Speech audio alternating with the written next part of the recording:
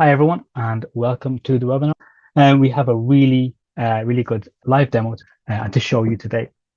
It's actually something we were speaking about with some analysts yesterday or the day before, and they were saying, as a lot of the ADC vendors have they struggle when it comes to having configuration consistency and feature consistency across different form factors.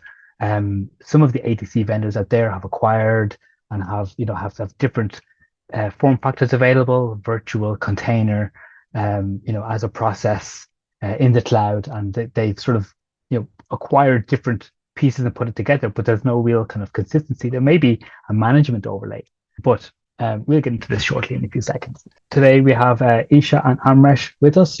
So on to the main part of this live demo. So we're going to talk to you about NetScaler BLX.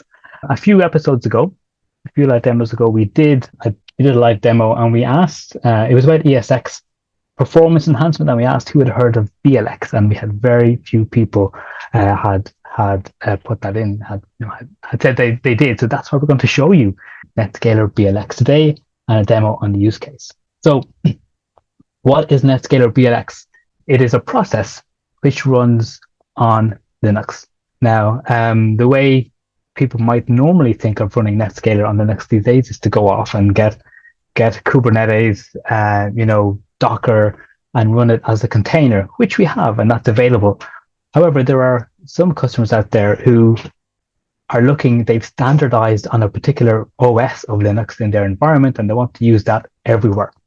And they maintain that. And this is where BLX is ideal for them, because they don't need to have a hypervisor to run it. They don't need to have pods of Kubernetes to run ADCs. They can just do everything on with their own home build. So Linux, you have physical appliances and we have virtual appliances. So both of them can run NetScaler BLX. You'll find obviously a physical appliance in your own data center, private cloud. That's where you've bought the tin yourself, and that's where you standardize on Linux. And then you have virtual Linux, and this is where you're running a particular flavor of Linux that's being hosted for you on a cloud. You don't necessarily own the Linux OS itself, but you're running workloads on there. And both of these are places where you can run NetScaler BLX. The idea here is that you can have full consistency. So that's a single code base, the same command that you type onto our MPX, which is our NetScaler hardware with our SSL offloading, and you buy from NetScaler, the same command, the same function and feature will work when you type that into your Linux box in the BLX configuration. And we'll be showing you this shortly. You get a single pane of glass. So this basically allows you to manage your MPXs, your VPXs, your containerized NetScalers are all managed from one place. So it looks like a NetScaler, this BLX that's running as a process. There's a CLI, there's a GUI. It's the very same as NetScaler. There's no hardware that you have to purchase. There's no hypervisor. It's just Linux that you can go and download from the internet. In terms of the features that are there is a slight difference between the MPX and BLX. One is obvious, the SSL offloading isn't there, so the hardware SSL offloading assist isn't there. The BLX will still do SSL offload though. We just do it in software, which is fine because you can have lots of CPUs on your physical hardware box. Gateway for Citrix virtual apps and desktops, that is in tech preview, right? So that will be coming very soon. So all you need to do to access your Citrix virtual apps and desktops environment is a Linux OS. That's all you need. In your DMZ, you can run the BLX as a process, and you have Gateway, right? So that's tech preview. We're ironing out a few things there, but it's up and running there for you to try out. And if you do need SSL offloading hardware, we are looking at supporting some third-party SSL offloading chips. So that's coming very, very soon. We're just testing that now. So you can get hardware-assisted SSL offload without the MPX hardware. So some groundbreaking stuff. We're just trying to give you more options, make it as easy as possible for you to use NetScaler and remove those blockers that might be there. So we call bare metal deployments.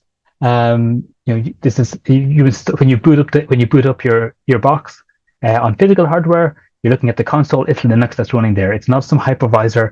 It's not commodity firmware. It's not NetScaler firmware. It's just Linux. There is very high performance that we can obtain with this, and that's through using the DPDK package. So that's something that's a Linux package that you have to install, and this allows us to get direct access to the hardware, which gives us the performance that we need. Otherwise, you have to use the interfaces as presented through the Linux OS, and the Linux OS can become a little bit of a bottleneck. Still very performant, but you won't get that raw speed and performance that we'll see in the live demo, which is going to be pretty amazing. There's a wide choice of obviously hardware. Any hardware that the Linux boxes that Linux OS will support. You've got Red Hat. Is there Oracle Linux, Ubuntu, Debian, Amazon Linux? There's a wide range of Linuxes or Linux side maybe that we support. And of course, the hardware interfaces, there were some specific ones there. And of course, processor-wise, Intel and AMD. So we have both of those as well. In terms of the, how big can I get? So how big of a Linux box can we get? So 28 cores, right? We're looking at 64 for that. So that can be an absolute monster of a NetScaler. That's where and that's what some of our customers are looking at. Really can get some staggering throughputs from the BLX, and we've seen this in tests already that the BLX is a beast when it comes to raw throughput processing power, right? And there'll be a few reasons for that, but we'll be talking about some of those shortly. So when should you use NetScaler MPX and when should you use NetScaler BLX? So for the MPX, it's, in terms of the complexity, it's very easy.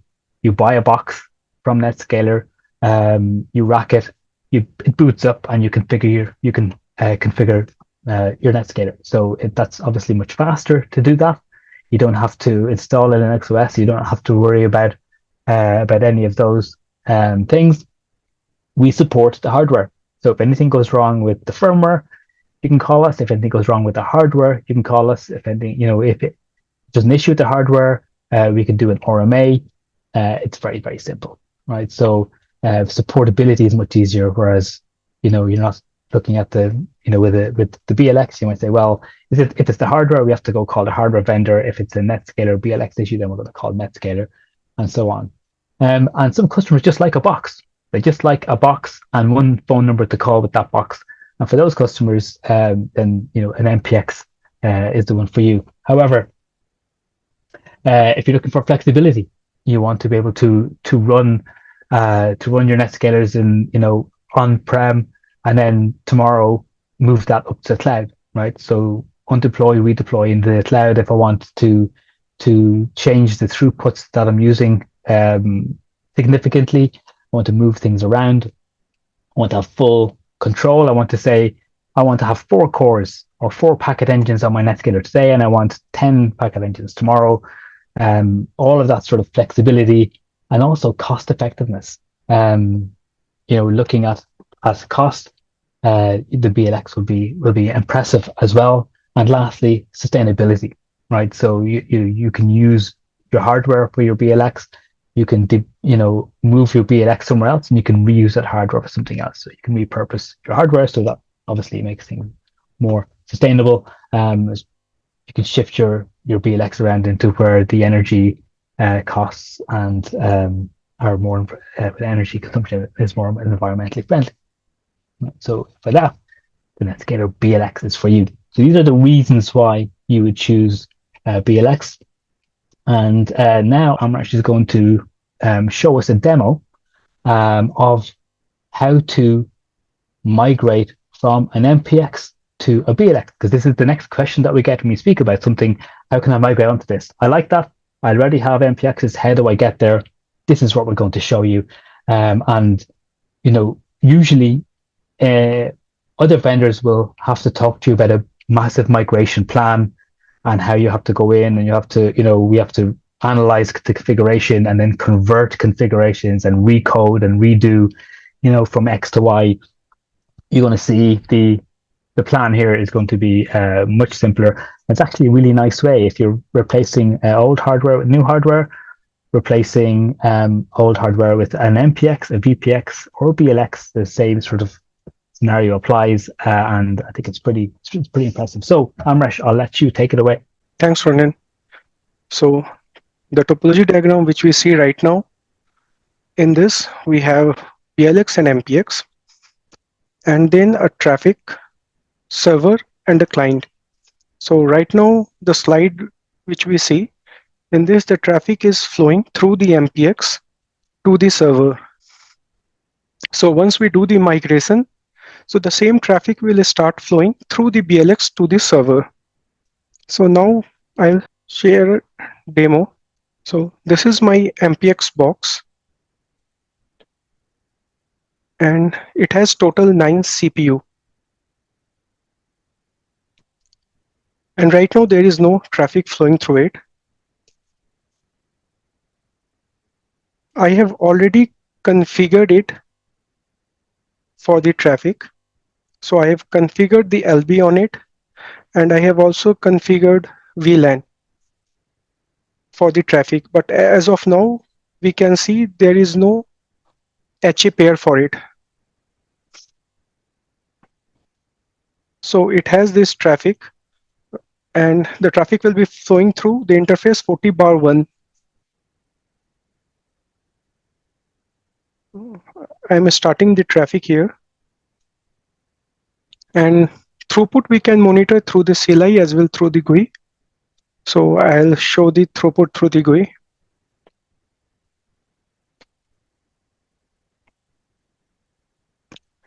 It's almost 4 gig throughput right now.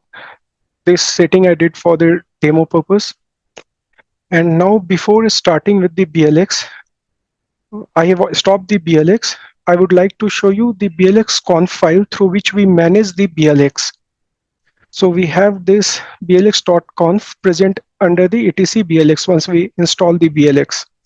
And through it, we can control all the BLX configuration. So since this box had 28 CPU, but the MPX box which we are using for the demo that has 9 CPU, so I have configured the worker process to 9 just to limit that. I have enabled the code dump, and then I have configured the IP address here for the BLX. I have assigned the interfaces for the BLX, and then I have configured the default route. These are the basic configuration I have done for this demo purpose. And to start the BLX, we just need to run systemctl command, and it starts the BLX. We can monitor all the log present in blxboot.log. So if there is a failure, it will log here. And if there is no failure, then it will give us the message that P bring up is success. How long does it take to start up, roughly? Few seconds. Few seconds. Wow. So it gives B bring up successful. That means the BLX is up now. We can check the status also for the BLX using the same systl command. Do the SSH also to the BLX. So now my BLX is up. We have logged in here. So right now there is no traffic we can see. And since we set the worker process to 9, so we have 9 CPU here. So in BLX, the CPU ID starts from 0. So it is 0 to 8.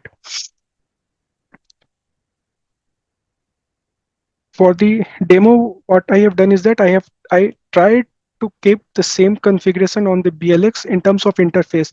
So since on the MPX, I was sending the traffic through interface 40/1, so the same configuration I have kept it in the BLX also.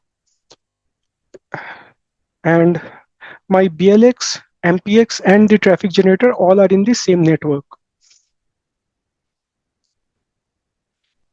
Right now, if you see show VLAN, there is no VLAN configuration, no node present. So right now, this BLX doesn't have any configuration. So it's like I just bought it up. What I am doing right now is I am adding the node. So this is the MPX box on which I have added BLX as my node. Right. So this is what we're doing now. You've connected a type of format here. So you have the MPX running, which is NetScaler proprietary hardware, with NetScaler on the front of it, and you've connected that in a HA pair to your BLX. Correct. So here I am adding BLX as my HA pair on the MPX box.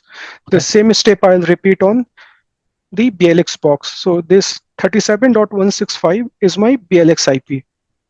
Now I'll go to the BLX and I'll add the HA pair, MPX as my HA pair. So .37.107 is my MPX. So if we see the show HA node, it will give us the primary and secondary both.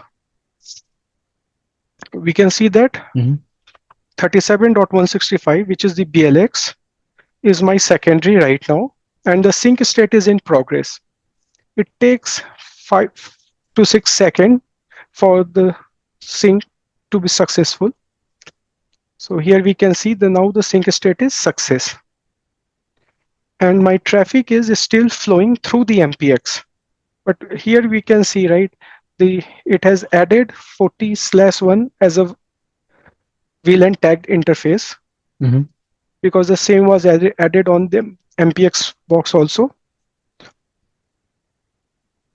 Brilliant. And now it has the LB and services, everything after this sync is success. So just a quick note there. We had some questions coming in. For the sake of migrating a configuration from one form factor to another, we'll do HA, but it's not supported to leave them running as HA models. So if you look on our docs, we don't support that. But to migrate a configuration from one to the other and run for a short period, it will work. And we can mix, you can configure HA between two different MPX models through a VPX on an SDX, for example, and a VPX running on a commodity hypervisor. And, like we've just done now with a BLX running on Linux with an MPX piece of hardware, I think they just need to be, correct me if I'm wrong, Amresh, the NSIPs need to be in the same broadcast domain or the same layer 2 network. Is that correct?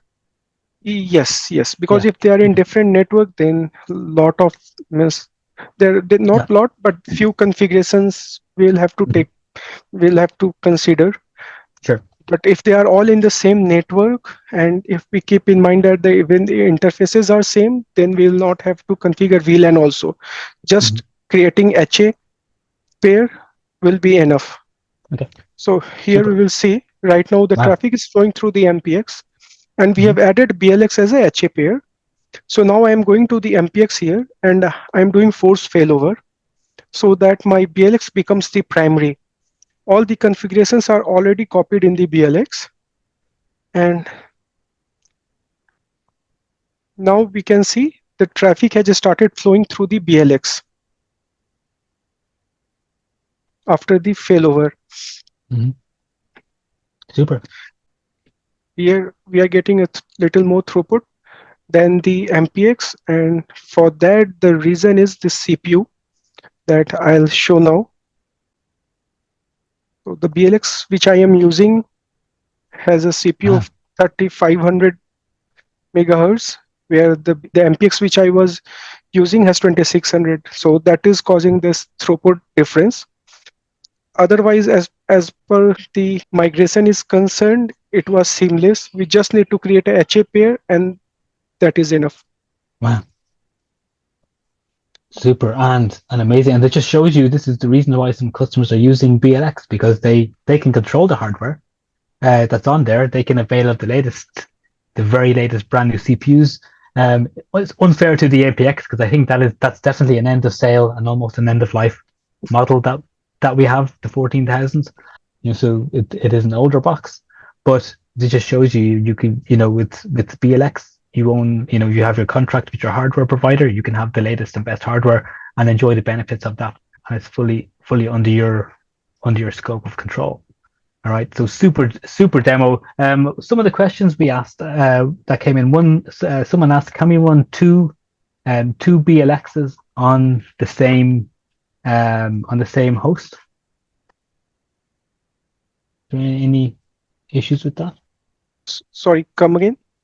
Is there any issues with running running two BLX devices on the same Linux host? No, we can run only one. You can only run one. Oh, okay. Okay, so that's the answer for that one. Some reason I thought we could run several. Just get a slide up and running here. Just get my screen shared. Other questions is, does the BLX use some kind of BSD like NetScalers? Or I guess what is it looking at? I mean, BSD is just a process, right? The packet engines are a process, so it's not running a BSD. It's the binary. Would I be correct there, Amrash? It's the binary which we would usually run on BSD is what we have running here in BLX, which runs in the Linux OS. So yes, I think Nagesh already replied to that question. Okay. Okay, so it's on Linux. All so right. Yes. Okay. Does it come with a standard hardware configuration, or do we have a possibility to reconfigure your initial build phase? So there's no. I mean, this is a question about the standard hardware configuration. So you build your Linux with whatever you have. There's no special hardware that you require. Once Linux is up and running, maybe this is something like I know if I want to run a hypervisor, if I want to run KVM, then I have to have the virtualization function turned on the CPU. I don't think we don't need anything strange on that. Someone has asked about shared and dedicated mode. So I think maybe going into the docs. So I think that might be something to do with the DPDK. Is there a brief summary you can have on shared and dedicated? So from the hardware part, Ronan, if we have a NIC that supports DPDK, then it will be better because that way we can get a better performance. The shared and dedicated mode has nothing to do with the DPDK. Even on the Linux interface, we can have it. So the difference between the two is, in case of shared mode, we have the access to the host as well as the BLX. But in case of dedicated mode, we will have access only to the BLX, because the BLX will take the complete ownership of the management interface. Okay. So that is the main difference between the two. Okay. Great. Some questions. How to avoid the BLX becoming primary and overriding the configuration, which I think we didn't do it in this case, but you have set HA node minus status, state primary, state secondary. That's kind of best practice for creating HA pair, is that you pin the primary and secondary statuses before you create the HA pair. We didn't necessarily have to do that. Also, the longer running device by default, if you don't set it, will take the primary status. So if the MPX is running longer, has a longer uptime. Can we use BLX instances in clustering instead of high availability? I think we can. Can you confirm that? Yes. Yes. Super. So we can have a cluster of, and wow, really, that's how we get some crazy performance. So we cluster a bunch of BLXs. Is there any reason other than the performance to use BLX instead of a VPX or a virtual device? I mean, a VPX deployed in AWS or public cloud or Azure or GCP, you can deploy it and you have the firmware. I guess maybe you're looking at compute cost as well. So what the cost would be of a Linux, what your cost would be for deploying a Linux. Also more flexibility. You might want to do something else with the OS. Maybe you're doing some monitoring packages. You might want to put something else on there. Opposed to the VPX is just the only function you have out of that Linux is our box. So those would be reasons to use BLX. Also licensing, depending on what licensing you've purchased, your BLX licenses you may prefer to use those from a licensing perspective. I think that's all of the good questions. We are just getting towards the end. We will have very soon have a lab for you. So if you want to play with BLX, you will have a lab that you can go to. So you have a lab up and running, and this is what it looked like. So BLX install, edit your config, start it up, access NetScaler BLX's, so using the CLI to configure it, and then installing removals. Those are our labs. You'll be able to go in and have a play with those without needing to do anything, install any Linux packages yourself. You'll be able to do all of that as well. And so the community, if you register for it, you can still get a link to the recording afterwards. You can go on the community site. You can view all the previous live demos we have done. You can view all the previous NetScaler Connect sessions we've done. You can do hands-on labs with the technologies that we speak about. You don't need to install or go and connect anywhere else. We have the live demos available for you there and then. And lastly, you can ask us questions. Our engineering community are logged in. We're engaged. We are looking at the queries coming in, and we are answering them for you and helping you be successful with NetScaler all through the NetScaler community site. So I think with that, we can maybe wrap up for the day. Thanks very much for joining us, and I hope you enjoyed today's live demo.